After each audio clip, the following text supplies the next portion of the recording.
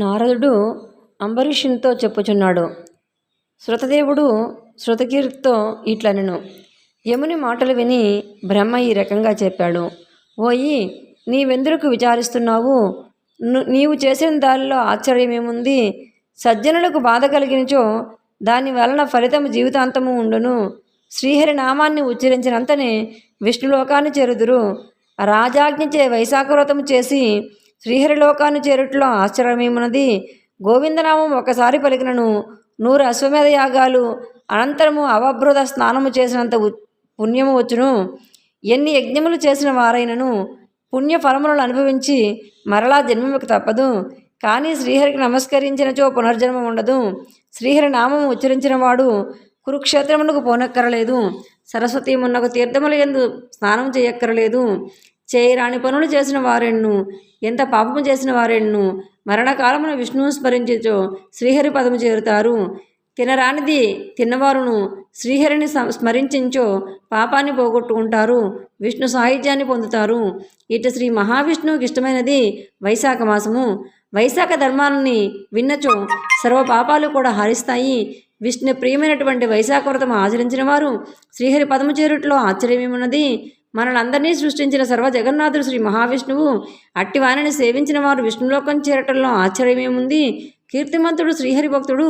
శ్రీహరికి ఇష్టమైన వైశాఖ మాస వ్రతము చేసిన వారి యందు శ్రీహరి ప్రీతుడై వారికి సాయపడట సహజమే కదా.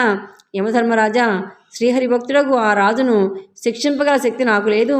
శ్రీహరి భక్తులకు ఎప్పుడు అశుభం ఉండదు కదా. జన్మ మృత్యు జరావ్యాధి భయము కూడా ఉండదు. యజమాని చెప్పిన పనిని అధికారి శక్తి కొలది ఆచరింప ప్రయత్నించో అతడు పనిని పూర్తి చేయకపోయినను నరకమునకు పోడు. తన శక్తికి మించినచో ఆ విషయమును యజమానికి నివేదించిన అధికారి లేదా సేవకుడు పాపమును పొందడు. వానికి ఎట్టి దోషము లేదు. యజమాని చెప్పిన పనిని శక్తి మించినప్పుడు అది వాని దోషము కాదు అని బ్రహ్మ యముని బహువిధాలుగా ఊరడించెను. అప్పుడు యముడు బ్రహ్మ మాటలు విని, స్వామి, మీ ఆజ్ఞను పాటించి నేను కృతార్థుడనైతిని, అన్నిటినీ పొంది తిని, ఇది చాలును. నేను మరలా నా పూర్వపు ఉద్యోగానికి వెళ్ళజాలను. కీర్తిమంతుడు ఇట్ల పరాక్రమంతో వైశాఖ వ్రతములను భూమి మీద పాలించుండగా నేను నా అధికారమును వహింపను. ఆ రాజు వైశాఖ వ్రతం మానునట్లు చేయగలిగించో నేను తండ్రికి గయాశ్రాద్ధం చేసిన పుత్రుని వలె సంతృప్తి పడుదును. కృపాకర, నా ఈ కోరిక తీరినప్పుడు ఉపాయం చెప్పండి. అప్పుడు నేను మరలా నా కర్తవ్యాన్ని నిర్వహిస్తాను అని చెప్పి ప్రార్థించను. అప్పుడు బ్రహ్మ, యమధర్మరాజా, విష్ణు భక్తులకు అతనితో నీవు విరోధపడటం మంచిది కాదు. నీకు కీర్తిమంతంపై కోపం ఉంచో మనం శ్రీహరి వద్దకు పోదుము. జరిగిందంతయు శ్రీమన్నారాయణకు చెప్పి ఆయన చెప్పినట్లు చేద్దాము. సర్వలోకాలకి కర్తయ్యకు ఆ శ్రీమన్నారాయణుడే ధర్మ పరిపాలకుడు. మనల్ని శిక్షించ దండధరుడు, మనల్ని ఆజ్ఞాపించ నియామకుడు. శ్రీహరి మాటలకు మనము బదులు చెప్పదగి ఉండకూడదు. కీర్తిమంతుడు శ్రీహరి భక్తుడచే అతనికి బదులు చెప్పజాలము. మనము శ్రీహరి యొద్దకే పోవుదుమని యమధర్మరాజును వెంట పెట్టుకుని క్షీర సముద్రంలోకి వెళ్ళను. జ్ఞానస్వరూపుడు, నిర్గుణుడు, సాంఖ్యయోగములతో కూడినవాడును పురుషోత్తముడు శ్రీహరిని స్తుతించెను. అప్పుడు శ్రీహరి వారికి ప్రత్యక్షమయ్యను. బ్రహ్మ, యమధర్మరాజు ఇద్దరూ శ్రీహరికి నమస్కరించారు. శ్రీహరి వారిద్దరిని చూచి, మీరిద్దరూ ఎందుకు ఎట్లా వచ్చారు? రాక్షసుల వల్ల బాధ కలిగిందా? యముని ముఖము వాడి ఉన్నదేంటి? అతడు శిరము ఉంచుకొని ఉండేని ఎలా అని బ్రహ్మ విషయాన్ని చెప్పమని అడిగను. అప్పుడు బ్రహ్మ, మీ భక్తుడకు కీర్తిమంతుని పరిపాలనలో ప్రజలందరూ వైశాఖ వ్రతాన్ని పాటించి విష్ణులోకాన్ని చేరుతున్నారు. అందువలన యమలోకము శూన్యమై ఉన్నది.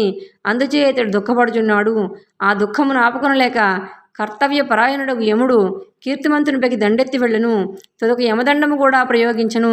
కీర్తిమంతుని రక్షించుటకై వచ్చిన మీ చక్రముచే పరాభూతుడై ఏమి చేయవలనో తెలియక నా వద్దకు వచ్చెను.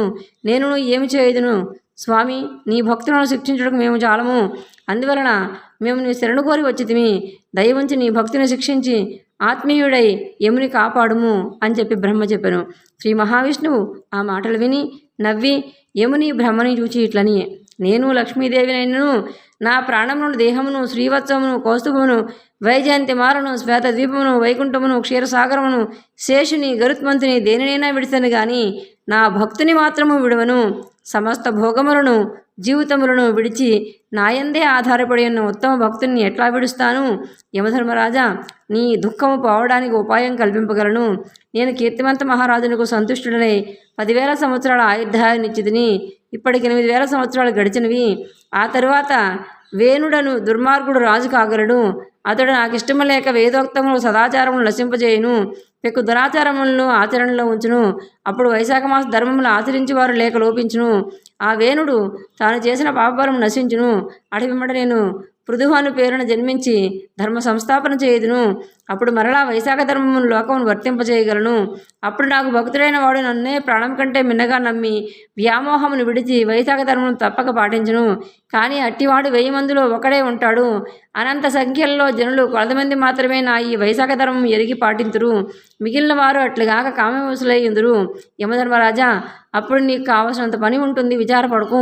వైశాఖ మాస వ్రతమునందు నీకు భాగము నిప్పిందును. వైశాఖ వ్రతమును ఆచరించి వారందరూ నీకు భాగమిచ్చేట్లుగా చేస్తాను.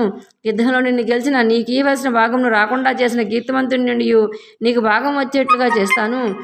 నీకు విచారం ఉండదు కదా అని చెప్పేసని విష్ణుమూర్తి బ్రహ్మని యముణ్ణి సమాధానపరచును.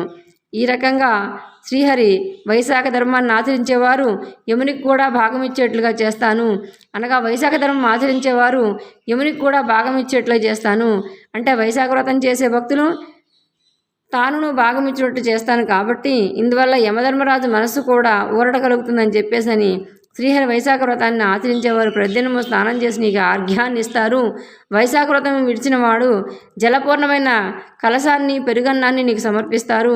అట్లు చేయని వైశాఖ కర్మలన్నీ వ్యర్థాలవుతాయి అని చెప్పి వైశాఖ వ్రతం ఆచరించేవారు ప్రతిదినము స్నాన సమయమున యమునకు అర్ఘ్యమును ఇవ్వవలసిందిగా, మరియు వ్రతానంతరము జలపూర్ణమైన కలశాన్ని పెరుగన్నాన్ని యమునకు నివేదింపవలసిందిగా, యముని పేరుతో దానం ఇవ్వవలసిందిగా, అట్లు చేయని వారి పూజాది కర్మలు వ్యర్థాలయ్యని అని చెప్పేసని బ్రహ్మ యమునికి విష్ణుమూర్తి చెబుతారు. కావున యమధర్మరాజా, నీకు ఈ విధంగా భాగాన్నిచ్చు కీర్తివంతునిపై కోపం విడుము. ప్రతిదినము స్నానము, అర్ఘ్యము, చివరి దినమున జలపూర్ణ కలసమును పెరుగన్నమును భాగముగా గ్రహింపము. ఇట్లా చేయని వారి వైశాఖ కర్మలు వ్యర్థము అయినా వారు చేసిన పాపపుణ్యాలను అనుసరించి నీ లోకమునందు ఉంటారు.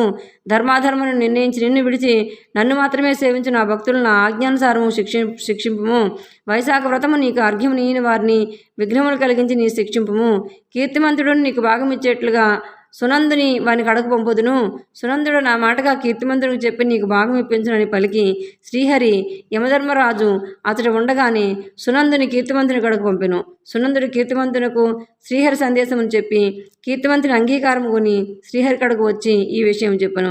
శ్రీహరి ఈ విధంగా యమధర్మరాజును ఊరడించి అంతర్ధానమందును. బ్రహ్మయు యమునకు చెప్పవలసిన మాటలు చెప్పి జరిగిన దానికి విస్మయపడుచు తన వారితో కలిసి తన లోకానికి పోయెను. యముడును కొద్దిపాటి సంతోషంతో తన నగరమును తిరిగి వెళ్ళెను. శ్రీ మహావిష్ణువు పంపిన సునందుని మాటలు పాటించి కీర్తిమంతుడు వాని ఏలుబడిలో ప్రజలందరూ వైశాఖ వ్రతమును ఆచరించు యమధర్మరాజుకు ప్రతిదినము స్నానసేమన అర్ఘ్యము, వ్రతాంతమున జలకలసము, దధ్యన్నము సమర్పించుచుండిరి. ధర్మరాజు అయినటువంటి వాళ్ళు కూడా అర్ఘ్యమును వానించో యమధర్మరాజు వారు వైశాఖ వ్రతం ఫలము గ్రహించును. కావున వైశాఖ వ్రతమును ఆరంభించి ప్రతివారు ప్రతిదినము స్నాన సమయమున యమునకు అర్ఘ్యమును ఇవ్వలను. వైశాఖ పూర్ణిమందు జలకలసమును దధ్యమును ముందుగా యమునికిచ్చి తరువాత శ్రీ మహావిష్ణువుకు అర్పింపలేను. అటు తర్వాత పితృదేవతలకు గురువుకు పూజించవలను. తరువాత శ్రీ మహావిష్ణువును ఉద్దేశించి చల్లని నీరు, పెరుగు కలిపిన అన్నము, దక్షిణగా తాంబూలము, ఫలములను ఇచ్చి కంచుపాత్రను సద్బ్రాహ్మణునికి పేదవానికి ఇయ్యవలను.